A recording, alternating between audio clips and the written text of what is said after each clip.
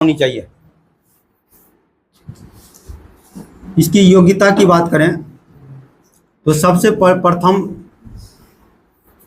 भारत के किसी भी राज्य के उच्च न्यायालय यानी हाईकोर्ट के जो न्यायाधीश की नियुक्ति होती है, उसके नियुक्ति के लिए योग्यता क्या है कि वह व्यक्ति वह भारत का नागरिक हो, वह भारत का नागरिक हो। क्या होगा? वो भारत का नागरिक हो। दूसरा पॉइंट ध्यान दीजिएगा, वह भारत का नागरिक हो। दूसरा पॉइंट में आप यहां पर दीजिएगा, दूसरा पॉइंट में कि वह 10 वर्ष तक 10 वर्ष तक न्यायिक पद पर रहा हो। न्यायिक पद जानते हैं क्या होता है? न्यायिक पद क्या होता है? जैसे आप कोई स्टूडेंट लॉ करता है तो लॉ करने के बाद जुडिशियल मजिस्ट्रेट का एग्जाम होता है, स्टेट पीसीएस लेता है।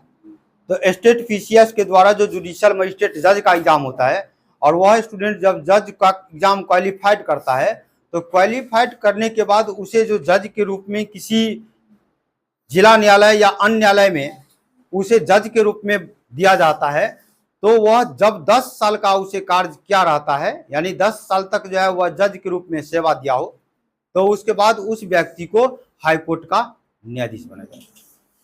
यानी पहले वो एग्जाम क्वालिफाइड करेगा और जज का एग्जाम क्वालिफाइड करके वह जज बनेगा, और इस प्रकार से न्यायिक सेवा यानी कि यहाँ पर न्यायिक पद पर वह 10 साल कार्य क्या होगा, और उसके बाद उसे हाईकोर्ट का जज बनाया जाएगा, है कि नहीं?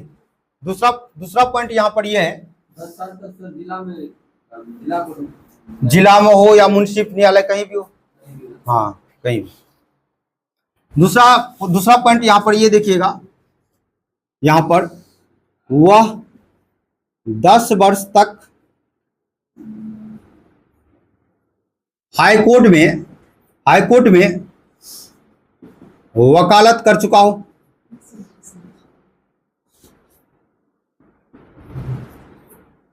अगर कोई व्यक्ति 10 वर्ष तक जो है हाईकोर्ट में उच्च न्यायालय के हाईकोर्ट उच्च न्यायालय में वह 10 वर्ष तक लगातार वकालत कर रहा है, तो वैसे व्यक्ति को उच्च न्यायालय का न्यायाधीश बनाया जा सकता है या मुख्य न्यायाधीश बनाया जा सकता है।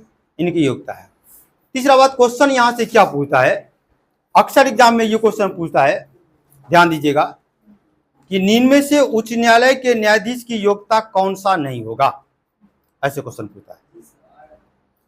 उच्च न्यायालय के न्यायाधीश पद के लिए निम्न में से कौन सी योग्यता नहीं है?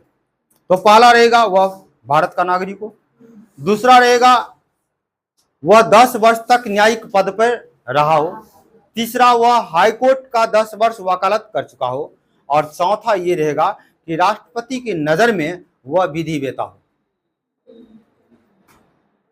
स्टूडेंट इसलिए यहां पर फंसेगा, आपको मैं अभी बताया हूं, इसलिए आप आंसर डी लगाएंगे। स्टूडेंट इसलिए इसमें फंस जाएगा क्योंकि सुप्रीम कोर्ट के जो न्यायाधीश की नियुक्ति होती है और अन्य मुख्य न्यायाधीश या अन्य न्यायाधीश की नियुक्ति होती है, तो उसमें राष्ट्रपति के नजर में जो विधि वेता होता है, यानी कि न्यायिक का जो प्रख्यात विद होता है, वैसे व्यक्ति को भी सुप्रीम कोर्ट का मुख्य न्यायाधीश या अन्य न्यायाधीश बनाया जा सकता है।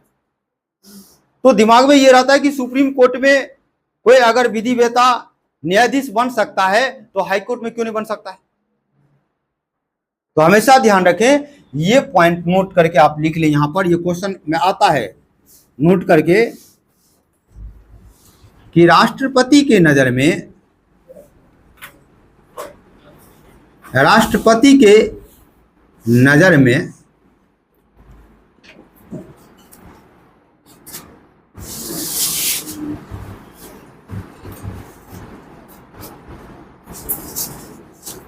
में सुप्रीम कोर्ट में विधि वेता या प्रख्यात विद भी रह सकता है, प्रख्यात विद यानी राष्ट्रपति की नजर में अगर राष्ट्रपति की नजर में कोई व्यक्ति विधिवेता है या प्रख्यात विद है तो इसे सुप्रीम कोर्ट में न्यायाधीश के रूप में नियुक्त किया जा सकता है। लेकिन हाई कोर्ट में विधि वेता या प्रख्यात विद को नियुक्ति नहीं होगा। क्रॉस लगा दिया मैंने, समझ आएंगे ना। यहां पर मैंने क्रॉस लगा दिया, इसका मतलब सुप्रीम है।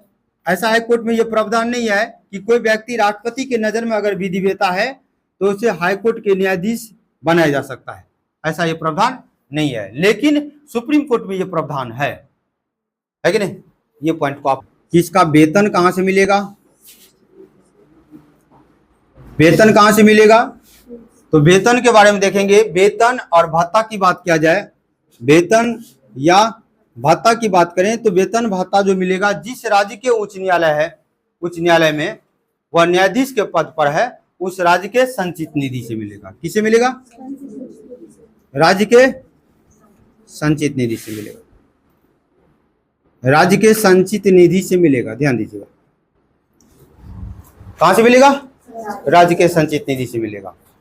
अगर इसकी पेंशन की बात करें कि अगर वह 62 वर्ष के बाद रिटायर कर जाएंगे, उसके बाद जब वह चले जाएंगे, पद से खाली हो जाएंगे, तो पेंशन उसे कहां से मिलेगा।